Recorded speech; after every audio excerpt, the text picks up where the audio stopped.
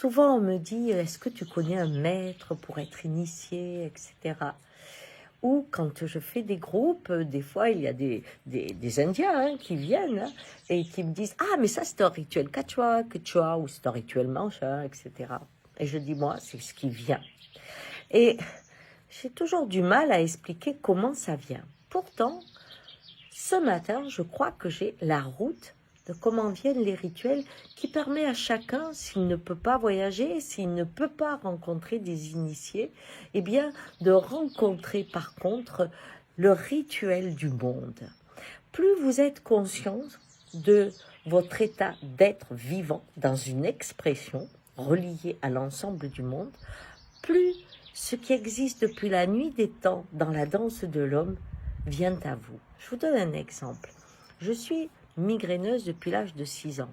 Cette migraine, qui est un handicap au départ, devient après ma source initiatique, puisqu'elle m'a amené aux 4 coins du monde pour rencontrer des gens qui pourraient m'aider et m'a permis d'avoir des tas de techniques pour rencontrer comment diminuer l'intensité de cette migraine. Pourtant, même si elle est moins importante, elle est toujours là, elle est mon guide. Et elle a une particularité, c'est de venir quand j'ouvre les yeux, le matin. Et je ne savais pas que faire, parce que quand votre première conscience s'éveille à la douleur prend alors beaucoup de place. Vous dites, oh non, pas encore, on est énervé. Et en fait, j'ai commencé, quand je la sentais arriver, lui dire, ok, bienvenue. Et puis, à prendre conscience de ma chambre, de cet espace, de la lumière. J'écoute les oiseaux, je sens mon mari, je commence à regarder le pancho qui est au pied du lit, dont je connais l'origine et les gens qui l'ont fabriqué. J'imagine les lamas, j'imagine les montagnes, je ressens le soleil sur moi, et tout d'un coup, chaque fois je dis merci, merci, merci, merci. Et en moi s'élève une joie que vous ne pouvez pas imaginer. Et quand j'en parlais à mon mari, il me dit, tu sais, moi, quand je me lève, le souci, c'est le corps. C'est un yogi. Hein. Donc, il dit, ce qui est très important quand il faut être très précautionneux, hein, les premiers mouvements avant de mettre un pied par terre. Sinon, tu pars du mauvais pied, comme le dit l'adage. Eh bien, pour la vibration, c'est pareil.